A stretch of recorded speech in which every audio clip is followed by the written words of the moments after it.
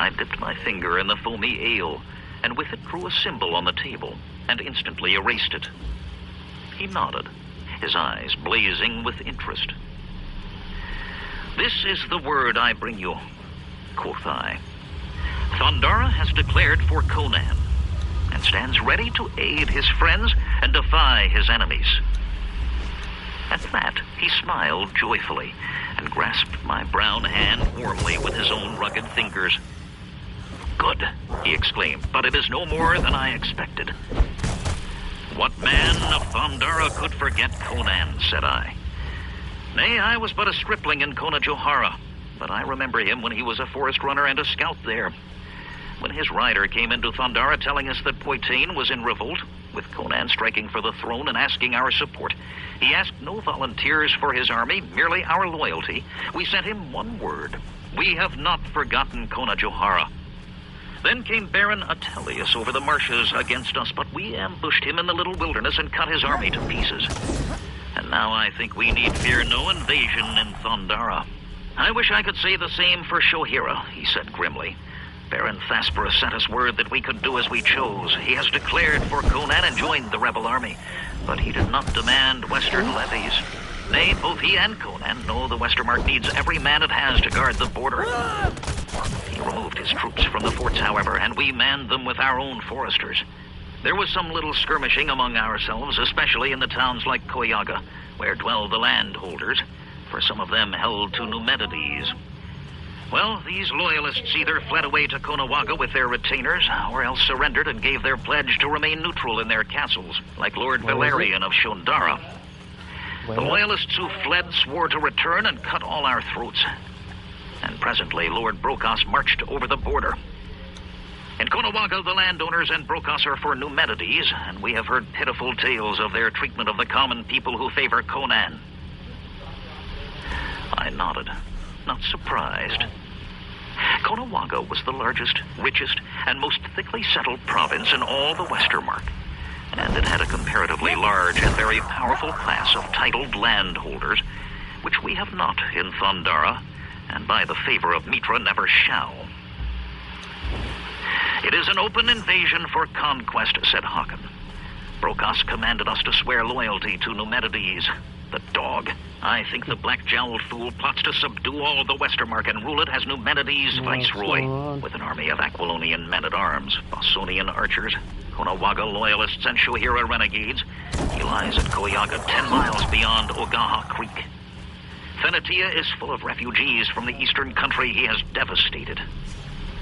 We do not fear him, though we are outnumbered. He must cross Ogaha Creek to strike us, and we have fortified the west bank and blocked the road against his cavalry." "That touches upon my mission," I said. "I am authorized to offer the services of 150 Thondaran rangers.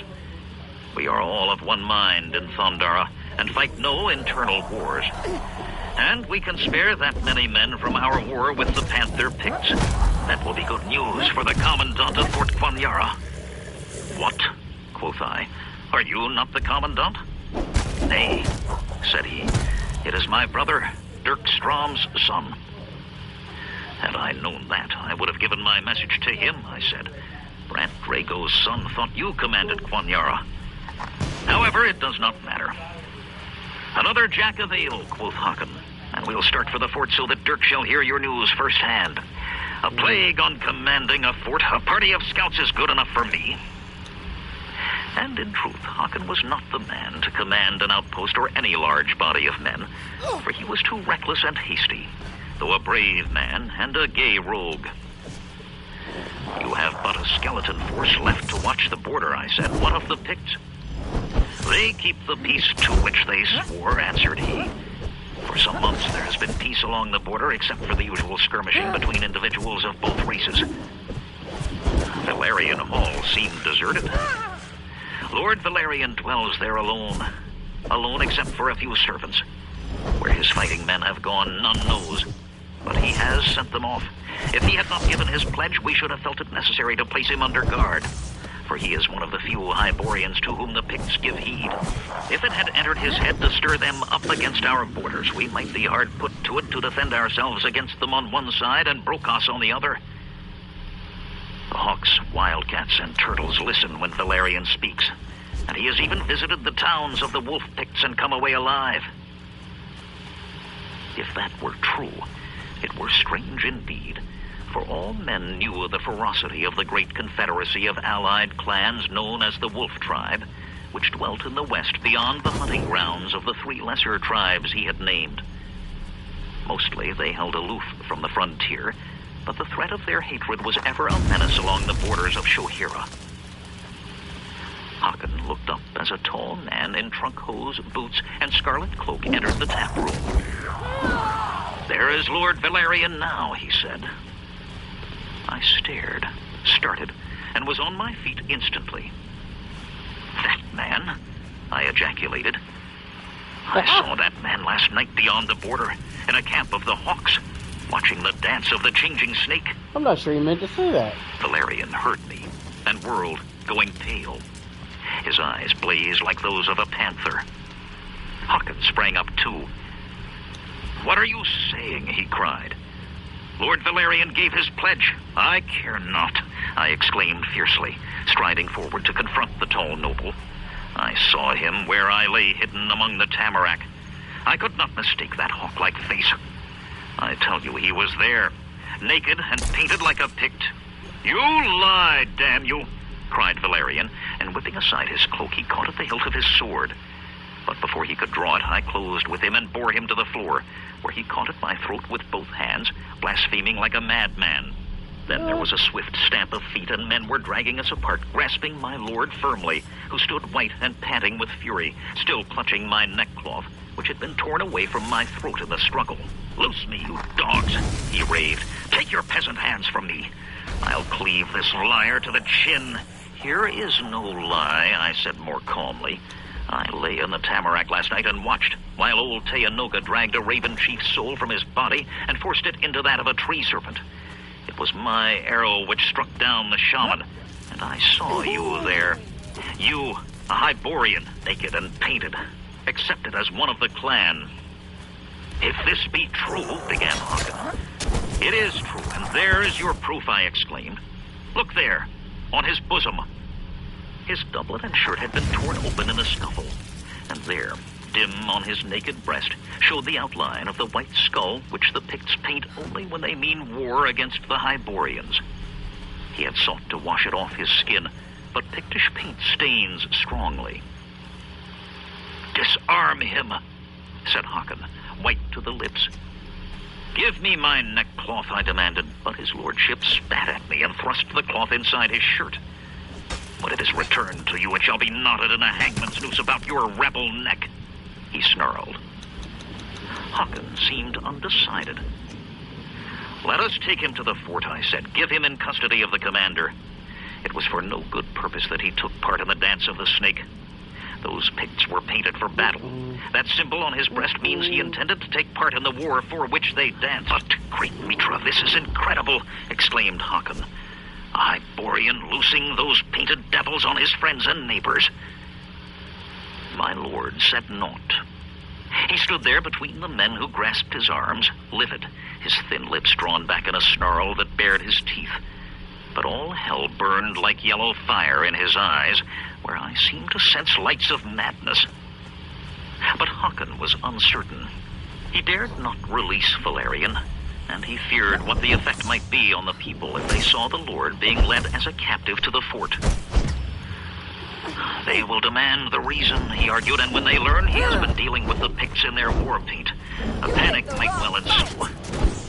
Let us lock him into the jail until we can bring Dirk here to question him." "It is dangerous to compromise with a situation like this," I answered bluntly. "But it is for you to decide. You are in command here." So we took his lordship out the back door secretly. Pretty close. It being dusk by that time, we reached the jail without being noticed by the people, who indeed stayed indoors mostly. The jail was a small affair of logs, somewhat apart from the town, with 4 cells, and one only occupied, that by a fat rogue who had been imprisoned overnight for drunkenness and fighting in the street. He stared to see our prisoner. Not a word said Lord Valerian as Haakon locked the grilled door upon him and detailed one of the men to stand guard. But a demon fire burned in his dark eyes, as if behind the mask of his pale face he were laughing at us with fiendish triumph. "You place only one man on guard?" I asked Haakon. "Why more?" said he. "Valerian cannot break out, and there is no one to rescue him." It seemed to me that Haakon was prone to take too much for granted. But after all, it was none of my affair, so I said no more. Then Haakon and I went to the fort, and there I talked with Dirk Strom's son, the commander, who was in command of the town in the absence of John Marco's son, the governor appointed by Lord Thasperus. John Marco's son was now in command of the militia army, which lay at Thynatia. Dirk looked sober indeed when he heard my tale, and said he would come to the jail and question Lord Valerian as soon as his duties permitted, though he had little belief that my lord would talk. He came of a stubborn and haughty breed. He was glad to hear of the men Thondara offered him, and told me that he could find a man to return to Thondara, accepting the offer, if I wished to remain in Shohira a while, which I did. Then I returned to the tavern with Haakon, for it was our purpose to sleep there that night, and set out for Thynatia in the morning. Scouts kept the Shohirans posted on the movements of Brokos, and Haakon, who had been in their camp that day, said Brokos showed no signs of moving against us, which made me believe that he was waiting for Valerian to lead his Picts against the border. But Haakon still doubted, in spite of all I had told him, believing Valerian had but visited the Picts through friendliness, as he often did. But I pointed out that no Hyborian, however friendly to the Picts, was ever allowed to witness such a ceremony as the Dance of the Snake. He would have to be a blood member of the clan. 3. I awakened suddenly and sat up in bed. My window was open, both shutters and pane, for coolness, for it was an upstairs room, and there was no tree nigh by which a thief might gain access.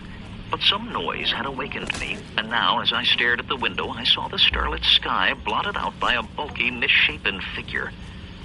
I swung my legs off the bed, demanding to know who it was, and groped for my hatchet.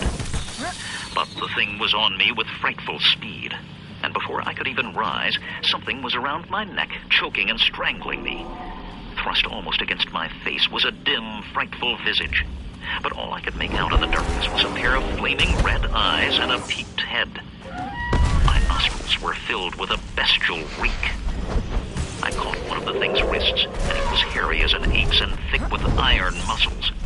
But then I had found the haft of my hatchet, and I lifted it and split that misshapen skull with one blow. It fell clear of me, and I sprang up, gagging and quivering in every limb. I found flint, steel, and tinder, and struck a light and lit a candle, and glared wildly at the creature lying on the floor. In form, it was like a man, gnarled and misshapen, covered with thick hair. Its nails were long and black, like the talons of a beast, and its chinless, low-browed head was like that of an ape. The thing was a Chakan, one of those semi-human beings which dwell deep in the forests. There came a knocking on my door, and Haakon's voice called to know what the trouble was, so I bade him enter. He rushed in, axe in hand. His eyes widened at the sight of the thing on the floor. "A Chakan," he whispered. "I have seen them far to the west, smelling out trails through the forests. The damned bloodhounds. What is that in his fingers?" A chill of horror crept along my spine as I saw the creature still clutched a neckcloth in his fingers, the cloth which he had tried to knot like a hangman's noose about my neck. "I have heard that Pictish shamans catch these creatures and tame them, and use them to smell out their enemies," he said slowly. "But how could Lord Valerian so use one?" "I know not," I answered, "but that neckcloth was given to the beast, and according to its nature, it smelled my trail out and sought to break my neck. Let us go to the jail, and quickly." Haakon roused his 6 rangers, and we hurried there and found the guard lying before the open door of Valerian's empty cell with his throat cut. Haakon stood like one turned to stone, and then a faint call made us turn, and we saw the white face of the drunkard peering at us from the next cell. "He's gone," quoth he. "Lord Valerian's gone. Harkee, an hour agone, while I lay on my bunk, I was awakened by a sound outside, and saw a strange, dark woman come out of the shadows and walk up to the guard. He lifted his bow and bade her halt, but she laughed at him, staring into his eyes, and he became as one in a trance. He stood staring stupidly, and we trust she took his own knife from his girdle and cut his throat, and he fell down and died. Then she took the keys from his belt and opened the door, and Valerian came out and laughed like a devil out of hell, and kissed the wench, and she laughed with him. And she was not alone, for something lurked in the shadows behind her, some vague, monstrous being that never came into the light of the lantern hanging over the door. I heard her say best to kill the fat drunkard in the next cell, and by Mitra I was so nigh dead of fright I knew not if I were even alive. But Valerian said I was dead drunk, and I could have kissed him for that word. So they went away, and as they went, he said he would send her companion on a mission, and then they would go to the cabin on Lynx Creek, and there meet his retainers, who had been hiding in the forest ever since he sent them from Valerian Hall. He said that Tehanoga would come to them there, and they would cross the border and go among the Picts and bring them back to cut all our throats. Håkon looked livid in the lantern light. "Who is this woman?" I asked curiously. "His half-breed Pictish mistress," he said. "Half Hawk Pict and half Ligurian. They call her the Witch of Skandaga.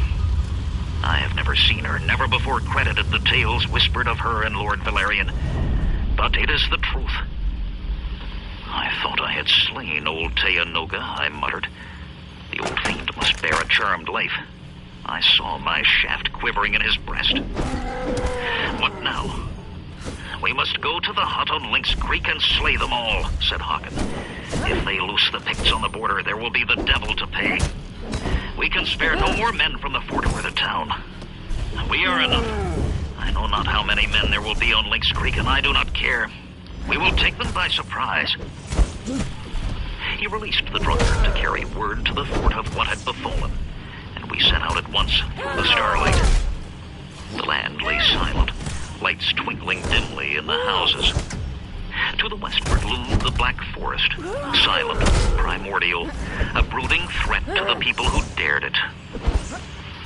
We went in single file, bows strung and held in our left hands, hatchets swinging in our right hands. Our moccasins made no sound in the dew-wet grass. We melted into the woods and struck a trail that wound among oaks and alders. Here we strung out with some 15 feet between each man and the next, Håkon leading. And presently we dipped down into a grassy hollow and saw light streaming faintly from the cracks of shutters that covered a cabin's windows. Håkon halted us and whispered for the men to wait, while we crept forward and spied upon them. We stole up and surprised the sentry, a Shohiran renegade who must have heard our stealthy approach, but for the wine which staled his breath. I shall never forget the fierce hiss of satisfaction that breathed between Håkon's clenched teeth as he drove his knife into the villain's heart. We left the body hidden in the tall, rank grass and stole up to the very wall of the cabin and dared to peer in at a crack.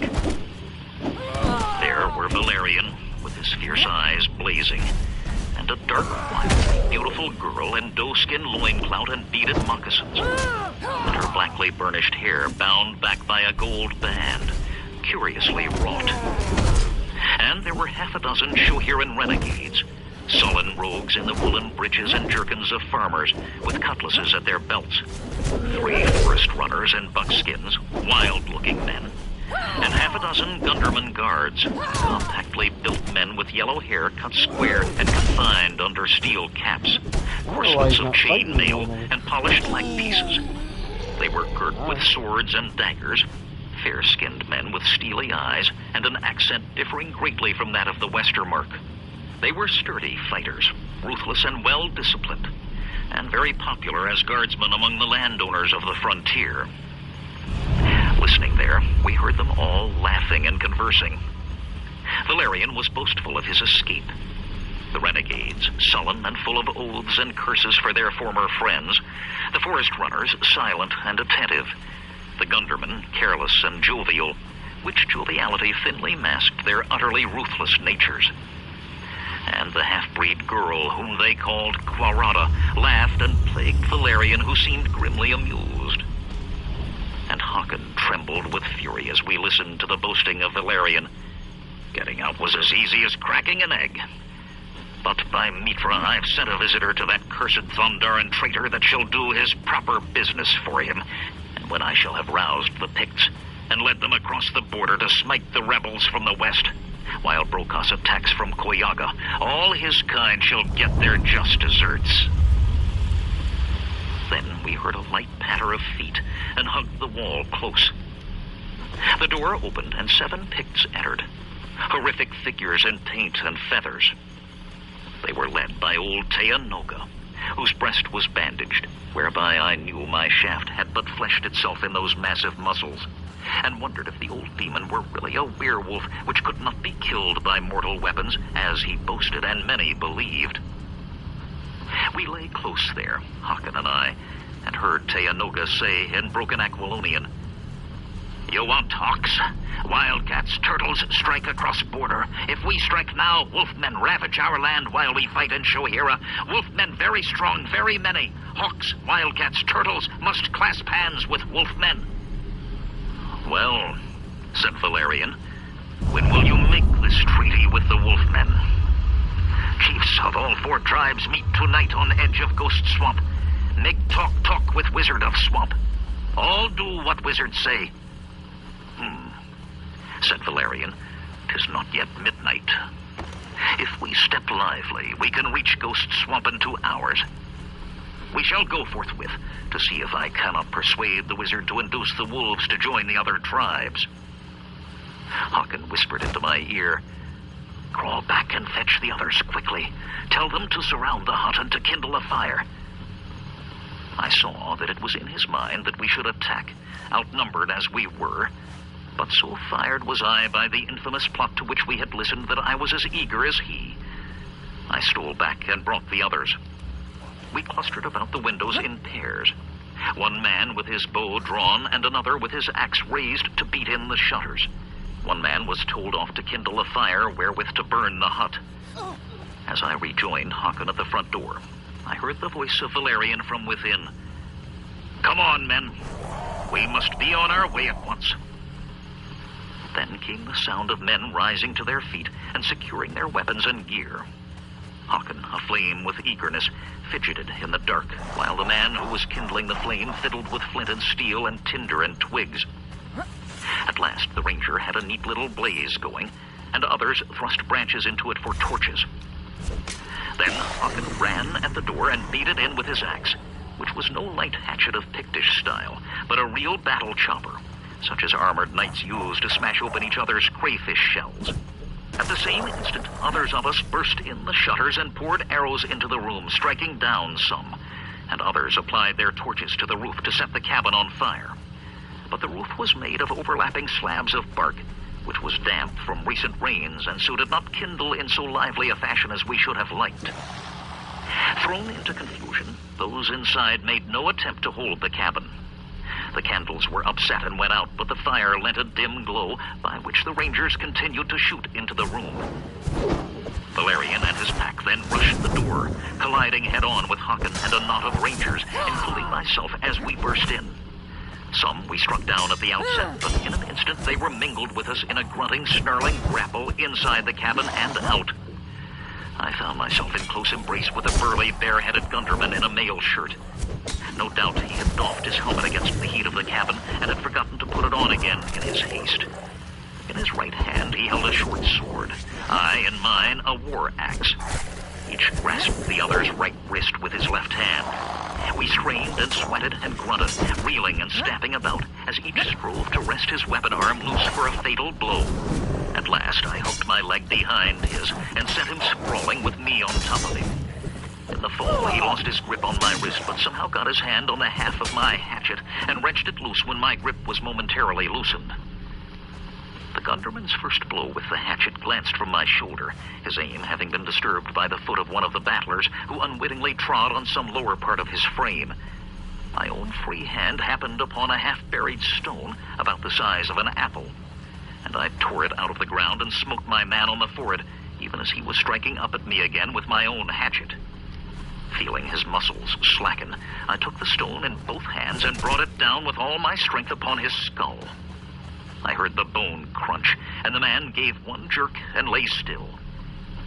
I scrambled to my feet to plunge back into the fray, and lo, there was no more fray.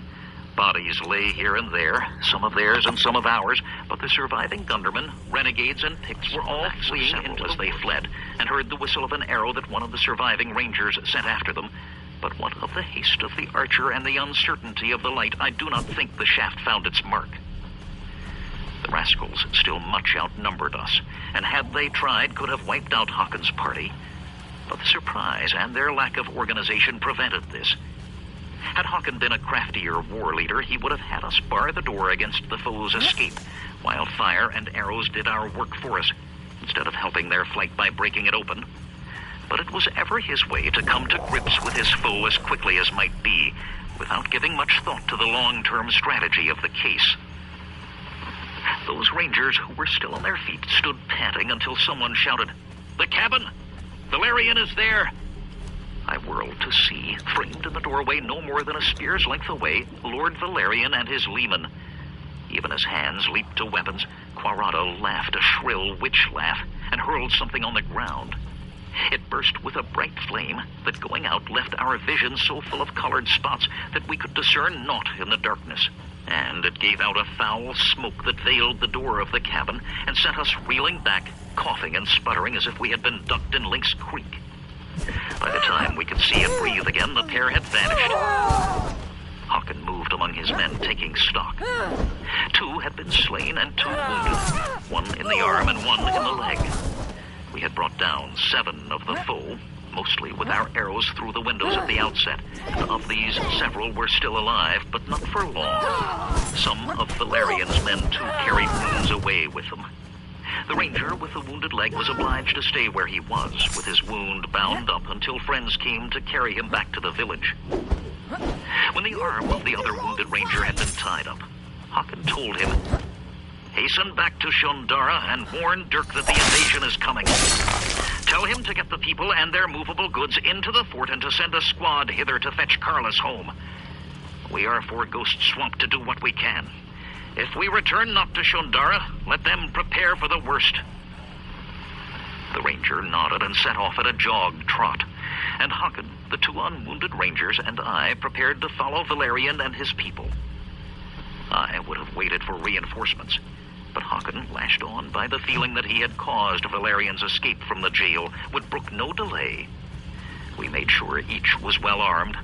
I took the sword of the gunderman I had slain and replaced the bow I had lost in my flight from the Picts by one that had belonged to a fallen ranger. Luckily, Haakon and one of the rangers knew the way, having scouted as far as the swamp before, and the stars gave us enough light to keep from falling into holes or getting lost. Soon, the roof of leaves again closed over our heads, and we crossed Lynx Creek and plunged into the wilderness. 4. We walked single file, making no noise other than the occasional snap of a twig or rustle of a branch, such as even a Pict will make when moving at night. A trail of sorts led southwest from the hut, but it had become overgrown until it could scarcely be told from a deer trail. We went soberly, each absorbed in his own thoughts, for it was no holiday jaunt that we were undertaking. Pict land is a fearsome country at best, full of savage men and equally savage beasts, such as wolves, panthers, and the giant serpents of which I have spoken. And there are said to be other beasts, too, that have vanished from other parts of the earth, such as the great saber-toothed cat, and a beast of the elephant kind. I had never seen an elephant, but my brother once visited Tarancha and beheld such a beast in the menagerie of King Numenides on a day when the king let the common people walk through his gardens. Now and then, the Picts would bring an ivory tusk from one of these beasts to some trader in the Westermark. Even less pleasant neighbors are the swamp demons, or forest devils as some call them. These cluster in places like Ghost Swamp. In the daytime, they vanished. No man knows whither, But at night they appear, thick as bats, and howl like damned souls in hell. Nor is howling all they do. More than one borderer has had his throat slashed from ear to ear by the sweep of a swamp demon's claws when he ventured too near one of their infernal assemblies. It was a measure of the power of the wizard of the swamp that he dwelt in the midst of one of their favorite haunts. After a while, we came to Tulian's Creek, named for a Shohiran settler who lost his head to a Pictish war party. Tulian's Creek forms the boundary between Shohira and the Pictish lands. At least, so said the last treaty between the savages and the governor of Shohira, though little heed to the treaty any man of either race paid when he thought that something he desired lay beyond the border. We crossed Tulian's Creek, hopping from rock to rock. Beyond the creek, Hakan halted to confer in whispers with the ranger who knew the way. And after some peering about and pushing branches aside, they found a fork in the trail and took the left-hand path, bearing further to the south and hence toward Ghost Swamp. Hakan cautioned us to move more silently, yet at the same time urged us to greater speed. "We are fain not to be caught near the Pictish camp by the coming of dawn," he whispered. Even to the canniest woodsman, speed and silence are opposed qualities. The more a man strives for one, the less he can achieve of the other. Nonetheless, we jogged along that trail at a good pace, dodging branches and avoiding dead sticks as best we could. And we followed the trail for perhaps 2 hours. Where the woods thinned, I cast anxious glances to the left to see if the sky, whereof small patches could be discerned among the leaves, had yet begun to lighten in the east. The sky, however, showed naught but the slowly wheeling fields of stars, and since the moon was new, we should not see it more that night. Besides the breathing of the men and the occasional swish of a leaf or crack of a twig, the only sounds were the buzz and click of night insects, and sometimes the rustle of some small wild beast fleeing through the brush. Once we all halted and froze at a distant coughing sound. After a time, one of the rangers said, "Panther!" We moved on, as if panthers were of no concern to us. And in truth, they were not, for a panther hunts singly and would never attack 4 grown men. Picts are something else. Presently, Hakan signaled us to halt. And as we stood listening, faint sounds, not those of wild beasts, came to our ears. There was a meager mutter or murmur, barely audible, like the first sounds of an approaching thunderstorm, which a man feels with his bones as much as with his ears. And by straining our eyes, now sharpened to more than their usual keenness by our long immersion in darkness, we could see faint ruddy glows through the tree trunks. Now we left the trail and stalked through the woods to the left of it, moving with more stealth than speed. We went bent double, slipping from the cover of a bush to the shadow of a tree and then to a bush again. Soon, we heard the guttural voices of Picts, and Hakan again held up his hand for caution. Then we saw them. 3 Picts stood or sat in a group on the trail. They had been posted as sentinels, but were not taking their duties much to heart. They were playing a game with chips of wood, tossing them into the air to see which chips fell bark side up. The Picts murmured, laughed, and now and then cast playful boasts and threats at each other, much as other men would do to relieve boredom. I wormed to where Hakan lay and breathed, "Shall we attack?" "Nay," he replied. "They'd whoop and bring the whole encampment about our ears. I will listen to see if I can pick up news, and then we will go on." He remained where he was, one ear cocked toward the Picts. And I listened too. But my knowledge of the Pictish tongue is a mere smattering. While I could catch an occasional word, there were not enough of these to string together in a meaningful statement. I thought, however, that I caught the name Valerian, at least what I took to be our renegade lord's name as mangled by a Pictish tongue. Hakan listened for a while longer, then nodded to himself in a satisfied way and signed us to follow him. And we began to move again toward the glow of the campfires when an appalling sound made us start back. coming from our left. It was a hoarse, screaming roar, as if some giant blew a trumpet fouled with spittle. Then came a great crashing as the source of the sound made off, and I caught a glimpse of it, one of those beasts of the elephant kind whereof I have spoken, as tall as two tall men, one atop the other. Its two long tusks, nearly straight, reached almost to the ground, and I think it bore a coat of short hair, but that was impossible to determine by starlight in so short a glimpse. I am told that they sleep standing up, as horses often do, and no doubt this one had been awakened from its midnight slumber by our sound and scent. I have never heard of one of these beasts straying so far east, near the borders of the Westermark, and thus Haakon and I are the only men in the Westermark to claim to have seen a Pictish elephant alive. The results of the encounter were, however, disastrous to us. In his surprise, Haakon backed into the ranger behind him, who in turn leaped back and bumped the second ranger with such force that the latter went sprawling. I escaped a similar overthrow only by an agile bound. All this leaping and bumping and falling aroused the Picts, and the next thing I knew was the twang of Haakon's bow as he loosed at the first one. I turned to see the three of them bounding toward us, leaping the bushes like deer, flourishing their weapons and barking commands and exhortations. Haakon's shaft caught one fairly in the throat, but the other two were instantly upon us. One hurled a short javelin and reached for his hatchet.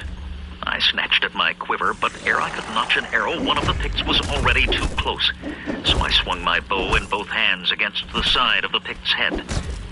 As the savage reeled from the blow, I dropped the bow and went for the Gunderman's sword. And as I closed with the Pict, I blocked a blow of his hatchet with my left arm, while sinking the short blade into his vitals with a long, low thrust. Still the fellow fought. When another thrust failed to bring him down, I aimed a cut at his neck that half severed it, and down he went at last. Panting, I looked about to see that only Haakon and I remained on our feet. Haakon was wrenching his heavy axe out of the skull of the other Pict. Of our rangers, one lay dead with his skull split by the Pict's hatchet, while the other sat with his back against a tree, gripping the shaft of the javelin, the head of which was buried in his belly. Haakon cursed under his breath. The whole fight had taken scarce a dozen heartbeats, yet 3 Picts and 2 rangers were dead or mortally wounded. Our only bit of good fortune was that the Picts had attacked so suddenly that none had given a war whoop. There had been some guttural exclamations, but the Picts in the camp had doubtless heard the scream of the elephant, known it for what it was, and attributed the subsequent sounds of fight to the crashing retreat of the beast. At any rate, none came to investigate. Haakon whispered, "There are only 2 of us left, and each must do what he can, though it cost him his life. We must slay Valerian and the wizard." The Picts said that Valerian had gone to Ghost Swamp to consult with the wizard of the swamp and the chiefs of the various tribes. He has left most of his men in camp with the Picts. Let us circle the encampment and strike the trail that leads thence to the swamp. You shall lie in wait beside the trail, and if Valerian comes along it, slay him. I will go into the swamp itself and seek to slay the wizard, and Valerian too, if I catch him." "Friend Haakon," I protested, "you are taking most of the peril upon yourself. As an officer, your life is worth more to our people than mine. I am no more cowardly than most men. Let me invade the swamp while you watch by the trail." For to enter the swamp was plainly the more perilous of the 2 tasks, since a man faced not only the hazard of the Picts, but also those of swamp demons, alligators, and unseen bog holes. "Nay," said Haakon, "I have seen this swamp before, and you have not." And when I would have argued, he silenced me by reminding me that he was in command. Then quoth the wounded ranger in a weak, gasping voice, "Leave me not to fall into the hands of the Picts. When they find these bodies, they will be in a fury for revenge." "We cannot carry you," began Haakon, but the ranger said, "Nay, I meant that not. I am done for with this spear in my guts. Give me a quick death ere you go." So Haakon drew his knife and quickly cut his comrade's throat, while I turned my eyes away. The hard necessities of warfare sometimes go against the grain, but it had been no mercy to leave the man for the savages to torture. 5. It soon appeared that the Picts had planned to go directly from the council at Ghost Swamp to the attack on Shondara. In the camp, hundreds of warriors lay snoring on rude beds of boughs or under hastily built huts and lean-tos, while dying campfires sent up lazy coils of blue smoke. No women or children were in sight, showing that this was a war party and not a simple tribal assembly. There were in fact 4 separate camps, one each for the hawk, wildcat, and turtle tribes, and a larger one for the wolfmen. These camps were scattered irregularly so that in trying to skirt one, we nearly ran into another. But at last we had threaded our way past all of them and picked up the trail to the swamp. As before, we scouted beside the trail instead of on it. The camps proved farther from Ghost Swamp than we had expected. Doubtless the Pictish warriors, fearless though they were, had not cared to sleep any closer to the haunts of the swamp demons than they had to. But at last we found a place where a clump of young pines grew beside the trail, and around their bases a great mass of ferns. This, we decided, would be the site for the ambuscade. And so I stretched myself out on my belly with bow strung and arrow notched on the ground before me, while Håkon went away down the gentle slope toward Ghost Swamp. And as I looked that way, I could see patches of brightness through the trees that told of open water. The night was now far spent, and I feared lest dawn come upon us ere we had accomplished our tasks. Did this happen, I planned to crawl back away from the trail to some thicker covert, lie up there during the day, and then try again, if the Picts were still encamped here. Thirst would become a problem before the day was out, but I should cope with that when I came to it. Time crawled. I strained my eyes and ears, hoping for Valerian and his escort to appear out of the gloom along the trail. But all was silent, save for the hum of gnats and the grunt of a bull alligator from the direction of the swamp. Even the swamp demons chose not to howl. A man cannot, however, keep his attention screwed up to the sticking point forever. I had been up nearly all the night, and had hiked 10 or 15 miles, and had fought 2 skirmishes, slaying a man in each one. I think the book just jumped on. For all my good intentions, nature had its way with me. It seemed to me that I let my heavy eyelids droop but an instant, when a heavy, muscular form landed on top of me, and a chorus of hideous yells made the forest ring about me. I started awake, too mazed with sleep to struggle with much effect. Several Picts had pounced upon me, 4 of them seizing my 4 limbs, while another crouched on my back. And before I could do more than curse them by Mitra and Ishtar, they had stripped me of weapons and bound my wrists and ankles, giving me a few cuffs and kicks for good measure. I became aware that the sky was much lighter than when I had dozed off, showing that some little time had passed. There were sounds of chopping, and presently a Pict appeared with a pole he had just cut from a sapling. This was thrust between my arms and between my legs. 2 brawny Picts hoisted the ends of the pole to their shoulders and set out briskly toward the swamp, with Galt Hagar's son dangling from the pole between them like a huntsman's quarry. The rest followed, speaking in deep, grunting tones.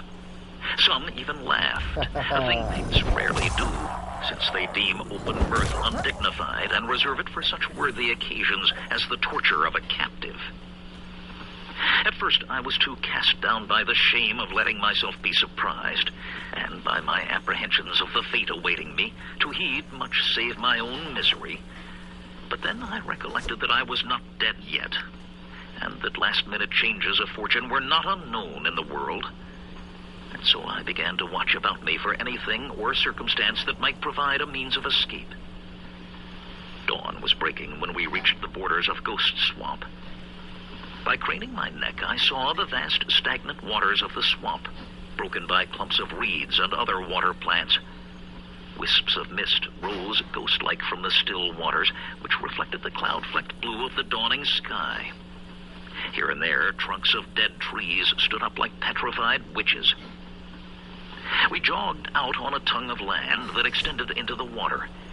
From the end of this point, my bearers splashed into the water. They followed a line of stepping stones, placed so that their tops were just below the surface of the water. We crossed another stretch of boggy land and more stepping stones, and so at last we came to the place of the Wizard of the Swamp. The wizard dwelt on an isle, which rose a little higher above the level of the waters than does most of the land in that malevolent marsh. On this small elevation among the trees that crowned it rose a circle of huts, like those the Picts build in their villages. As we approached the hillock, one of the Picts of my party ran ahead, so that by the time I arrived, all those present had turned out to greet me. The ground was littered with gourds. No doubt the chiefs had spent the night in guzzling weak Pictish beer as well as in talk. Those on the isle were the wizard himself, Valerian and a few of his retainers, Quarata, Teanoga, and a score of Picts. Feathers and paint identified the Picts as the chiefs of the turtles, hawks, wildcats, and wolves, all of them yawning and bleary-eyed from their night-long session. Valerian grinned like a Pictish idol when he saw me. "The rebel from Thundara," he cried. "By Mitra, you are a persistent devil. Would all those on the side of his lawful majesty were as firm in their virtue as you are in your villainy. But wait, my fine friend. We shall have rare sport with you and your fellow traitor. You shall learn the price of treason to your natural lords." The Picts who were carrying me slipped the pole from their shoulders and dropped me heavily to the dank ground. As I rolled over, I saw that the stake had been driven into the earth in the center of the circle of huts. And to this, Håkon Strom's son was bound. Valerian, still looking at me, jerked his head toward Håkon. "He thought he could slink past the wizard's guard of swamp demons," he said. Håkon and I exchanged glances, but saw not to be gained by speech at that moment.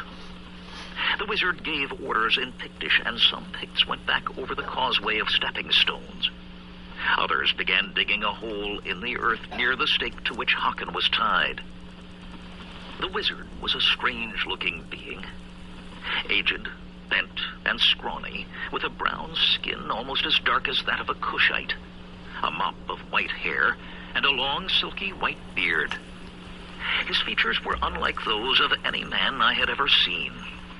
His nose was broad and flat, his forehead and chin sloped back, and his eyes were hidden beneath brows of such pronounced beetle that they seemed to look out of black caverns. He could have been a hybrid of man and Chockin. Now I understood the tales repeated in the Westermark, that the wizard was neither Pict nor Ligurian, but the last survivor of a race that had dwelt in the land before the Picts overran it. Truly, the Pictish wilderness harbors many strange survivors from bygone times. Like the Picts, the wizard was naked but for a deerskin clout. Instead of painted designs such as the Picts wore, he bore on his chest and back a design of small scars arranged in lines and circles.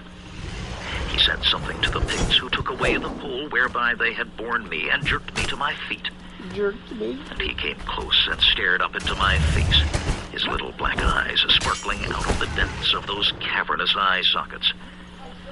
Then he turned away for more talk with the Picts. Presently, the Picts that had left the isle returned with a length of tree trunk, which they trimmed with their axes to a suitable length.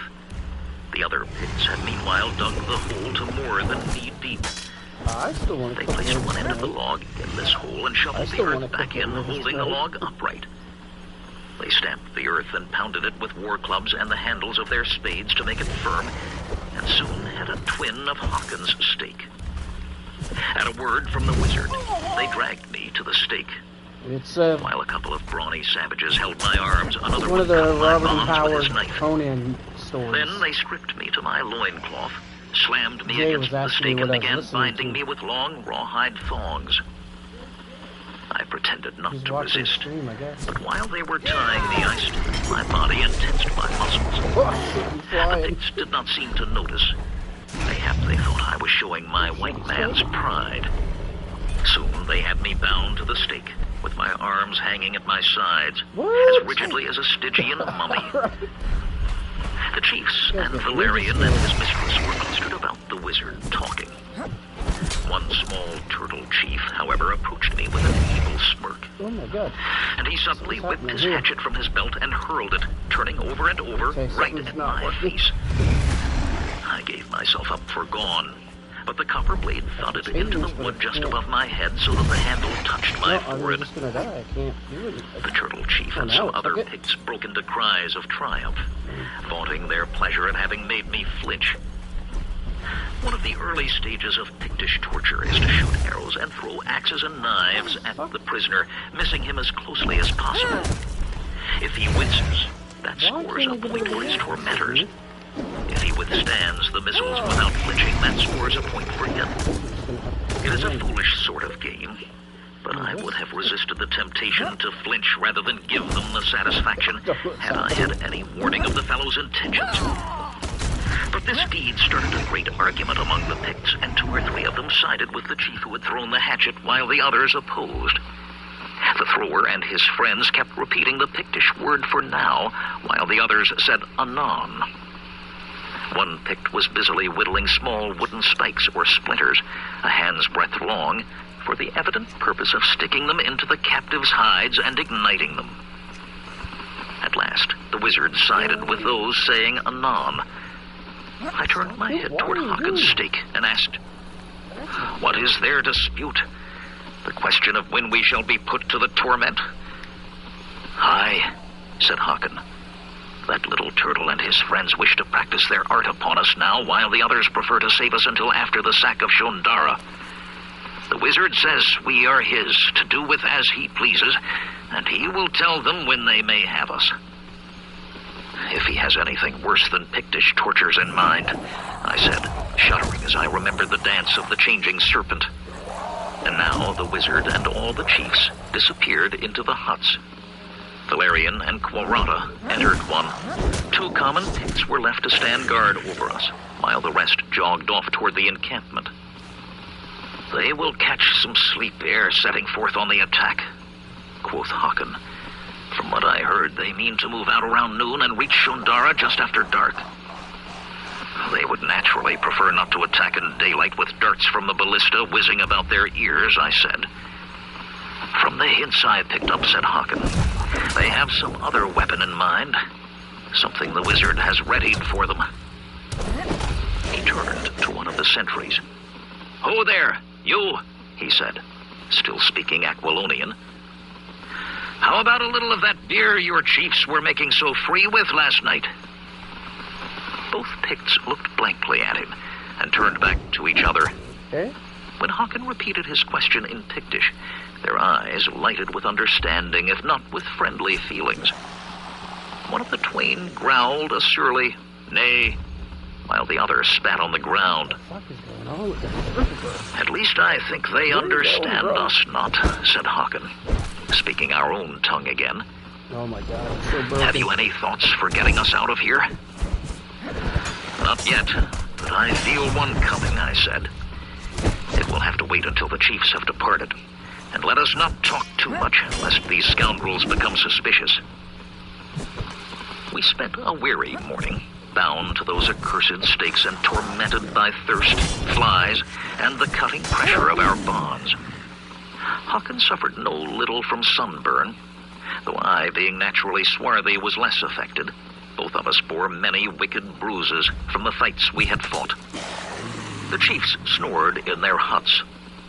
From the direction of the encampment came the murmur of voices as the warriors awoke. At last, when the sun stood high overhead, the wizard emerged from his hut and blew a whistle made from what appeared to be a length of human arm bone. Soon, Valerian and all the Picts reappeared, yawning and stretching. There was much hustle and bustle.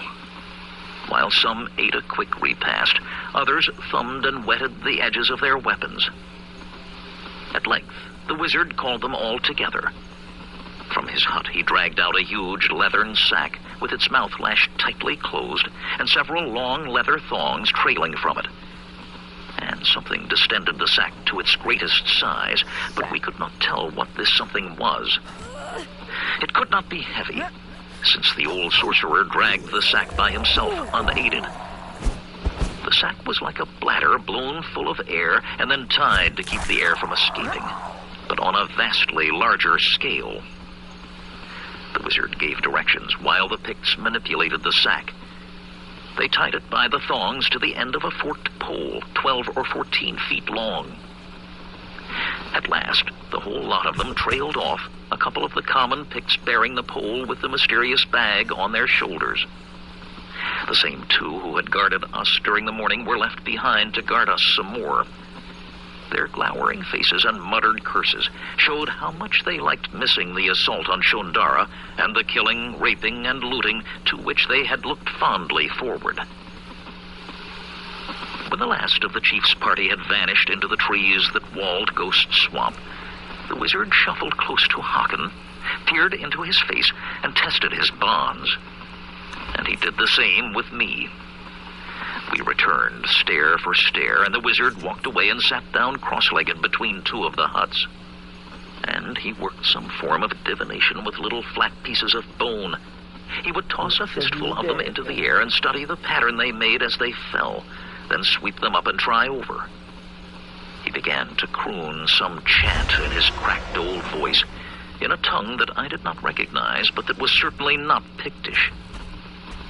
Of the two Picts left behind to guard us, one sat with his back to a hut and fell asleep. The other paced up and down impatiently, at times practicing thrusts with his knife and blows with his stone-headed war club at the empty air. He leaped and whirled, crouching, feinting, and striking. When he tired of this, he sat down beside his comrade and tried to start a conversation, but the other Pict only grunted. Then the active Pict poked the other in the ribs and said softly, "Look yonder." He indicated the wizard, who still sat cross-legged before his strips of bone. But now he no longer picked them up and tossed them. He sat immobile, gazing out across the swamp. The two Picts rose lithely and padded over to the wizard. And they peered into his face, and one of them whistled and snapped his fingers. No slightest movement made the wizard. He had gone into a trance, sending his soul across nighted gulfs to seek out arcane knowledge. The Picts conversed earnestly in low tones, glancing first at the wizard and then at us. From the occasional word I caught, I judged the drift of their speech to be that since the wizard was now insensible, they should abandon their post to race after their fellow tribesmen, arriving at Shondara in time for the massacre. Presently, the taller of the two, the active one, strode purposefully toward Haken and me, swinging his war club. Evidently, he meant to brain us ere leaving, lest we escape in his absence. Meeting his glittering gaze, I filled my lungs and opened my mouth to shout to the wizard, who, if he bore us no tender feelings, at least did not wish us slain just yet.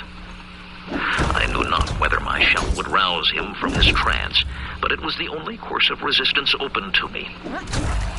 As I did so, the shorter Pict called out and the taller one halted. After more argument, both turned their backs on the wizard's isle and splashed off across the causeway. "We are rid of them, at least," muttered Haken. "But how in the seven hells shall we get out of these bonds? Those who tied us up were no tender feet." "Watch and see," I murmured. I had relaxed all my muscles so that the loops of rawhide embraced me a shade less firmly, and now I began moving my arms and hands up and down inside their bonds, striving to work the loops down toward my hips. The sun declined toward the west.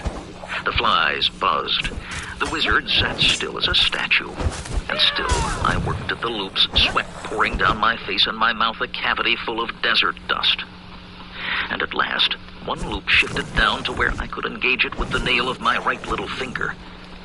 This was not much, but with further shrugging motions, I managed to get the nails of the first and third fingers over it. Then at last, having that around my right hand, the loop relaxed a trifle. And soon I was able to work it down below my left hand as well. The afternoon wore on. A flight of hundreds of ducks soared over the swamp, but still I chafed and worried at my bonds. And then I found one forearm free, and then another. With my freed hands, I worked the loops that bound my upper arms up over my shoulders, and then I was free. I stood for an instant, rubbing my limbs and wincing at the prickly pains. I looked toward the wizard, but he moved not. A faltering stride took me to the side of Haken. His bindings were even more complete than mine had been. Having been stripped, I had no knife wherewith to cut him loose. As I worked at his thongs, he muttered, "We shall be all night at this rate, Galt. See if you cannot find a blade of some sort." I gnawed at his bonds, but progress seemed as slow that way as trying to slide them off him. Then I took his advice and searched the huts, one after another. But the wizard's guests had taken all their gear with them. In the wizard's own hut, I found simple cooking utensils and a lot of magical paraphernalia, but not with a real cutting edge. The only weapon was a bow of curious design and a quiver full of arrows. When I examined the arrows, I saw that they would be of no use. They had chisel-shaped heads of stone and were evidently meant for fowling, not for bringing down bigger game like men. I remembered that the wizard wore a knife at his girdle. This, it seemed, was the only real weapon left in the wizard's isle. There was nothing to do but try to take it from him. As I stole up, the wizard still sat in his trance. Moving stealthily, I snatched a handful of his white hair, jerked his head around, and dealt him a mighty buffet on the jaw with the fist of my free hand. The blow knocked the old man over. For an instant, his body twitched and thrashed like that of a beheaded serpent. But then it began to move with purpose. By this time, I had clamped my hands upon his throat and squeezed with all my might. But the wizard struggled up with more strength than one would have believed his skinny frame could hold. He punched and clawed and kicked, seeming to be made of steel wires and rawhide thongs. His dirty thumbnail groped for my eyes until I sank my teeth into his thumb. For an instant, his deep-set eyes met mine, and suddenly I felt my soul being drawn out of my body. Something within me told me that I was on the wrong side. It told me to release my hold and do whatever the wizard asked, for he was my rightful master. But I closed my eyes and continued to squeeze. We were up, then down, then up again, rolling over and over. He fumbled for his knife and got it out, but by that time he was fast weakening and only succeeded in giving me a scratch along the ribs. Then I got my knee on his knife hand and forced it into the dirt. All this while I continued to squeeze his windpipe, lest he utter some frightful spell and damn my soul to hell's everlasting. Little by little, the thrashings of the wizard died away.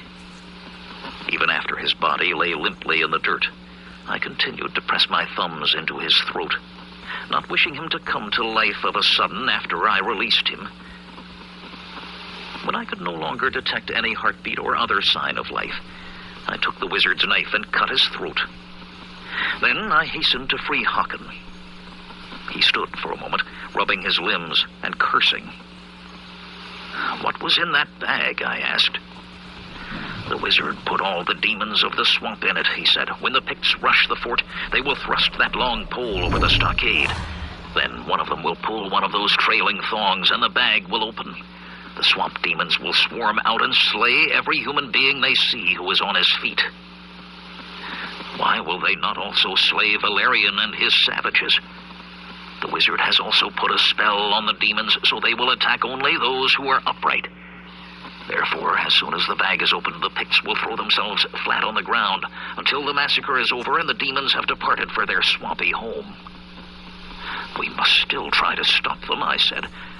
"But, Mitra, curse it, there is not a weapon in the place save the old man's knife here. I do not count a bow with a set of birding arrows in the wizard's hut." "Those were better than naught," said he grimly. "Even a fowling shaft can inflict a nasty wound if driven hard from close range." You must carry the bow, though. The Picts Oh twisted my my God, arm when of all they the captured things me in so this that I could not game, draw a fix steady shaft just climbing. now. And so Hakan and I, naked but for our loincloths and moccasins, set out across the causeway in pursuit of Valerian's savage army. I bore the wizard's bow, and Hakan his knife. 6. When we crossed Tulian's Creek, we went cautiously, lest the Picts should have left a rear guard to watch. Across Lynx Creek we went more carefully yet, but no Picts did we come upon. There was no sign of Carlos at the hut, so he had evidently been rescued. We saw indications of the Picts' passage. Here a feather fallen from some brave's topknot, there a moccasin whose thong had broken, but of the savages themselves there was no sign. We did not come upon them until after sunset, when we reached the fields surrounding Shondara. The Picts were strung out in a great crescent around these clearings. Lying behind clumps of ferns, scarcely daring to breathe, we saw Valerian, his mistress, and other chiefs, together with the bag and its pole in the center of the array. All were lying or squatting just inside the cover of the trees that fringed the fields. In the distance, Shondara showed no lights. It seemed that the village had received its warning and was aware of the lurking foes. The fort showed lights, and from it came a buzz of sound, the speech of crowded people and the complaints of their animals. At least in the fort, the villagers could put up a fight. But the Picts still outnumbered them many times over, and should be able to carry the fort by force of numbers even if the wizard's spells did not work. Behind us, faintly visible through the trees, a silvery crescent moon sank toward the horizon, above which the departing sun had left bands of orange and yellow and apple green. Overhead, the stars were coming out. Hakan whispered, "If they will hold the attack until it is a little darker, do you think you can get within easy bowshot of that bag?" "Why?" I asked. "What good will that do?" "Try it and see." Then I understood Hakan's plan and was astonished by the daring of it. And presently we wriggled forward like serpents until we were behind a huge old oak. I rose slowly, holding my breath lest I draw the attention of the nearest Picts, What's the who were a chances mere you get 20 someone's paces in window front of and me, looking at you? lying behind cover even as we had been doing. Slowly I drew a fowler's arrow and notched it. As the darkness deepened by imperceptible degrees, a drum began to boom nearby, and from the fort came the clang of the alarm gong. I thought I could even hear the clicking sound of the ballistas being cocked. With a rustling sound, the Picts rose to their feet and gathered in clumps behind their war chiefs. A murmur of guttural talk ran up and down the crescent, despite the barking demands of the chiefs for silence. Then the drum changed its beat to a quick 1-2. Two Picts raised the pole with the bag so that it towered, swaying over their heads. "Now," breathed Hakan. I sighted on the bag and breathed a prayer to Mitra.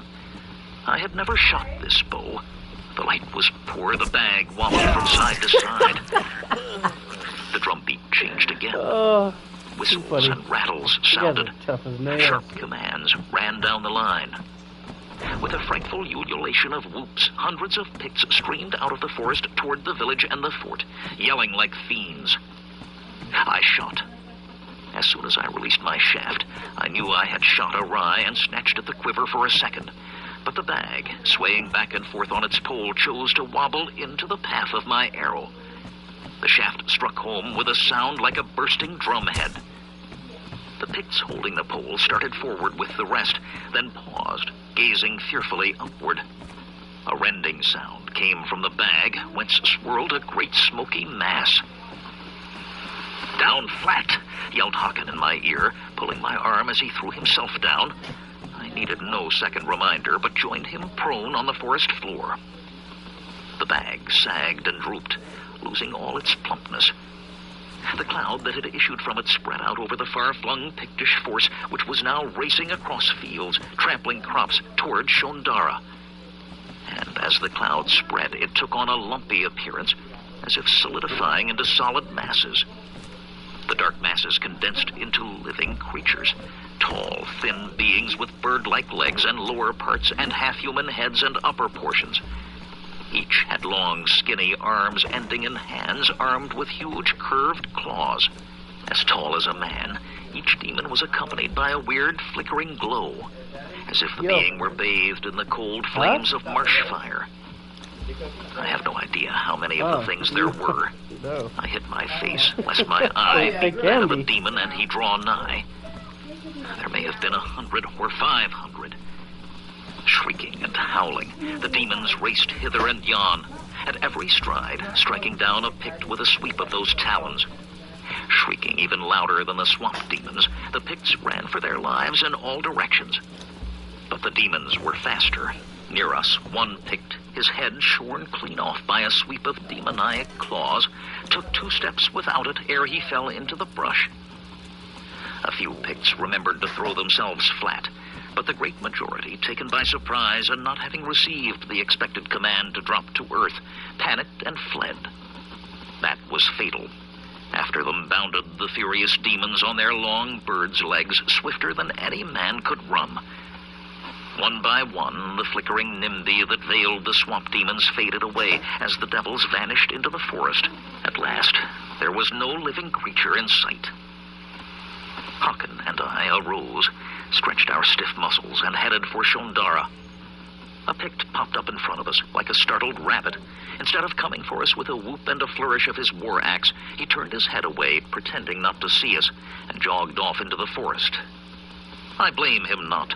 The thing we had just seen was enough to blast the courage of even so fierce and warlike a folk as the Picts.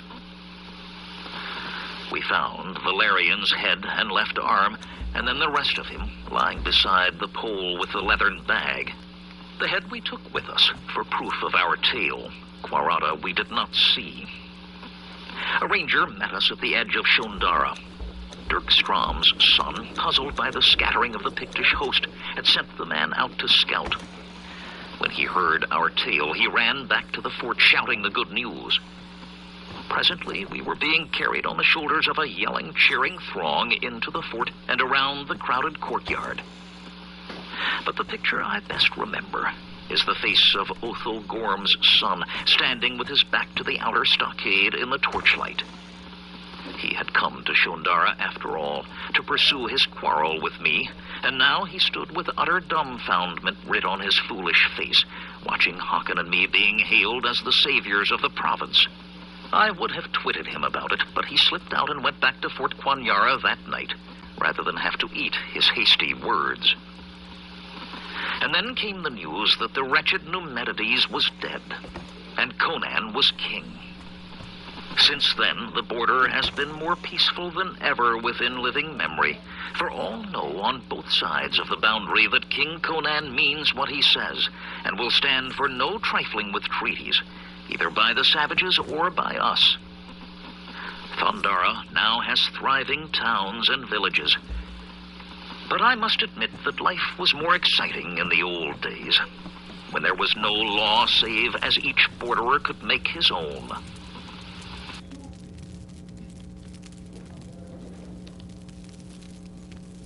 Chapter 1 of the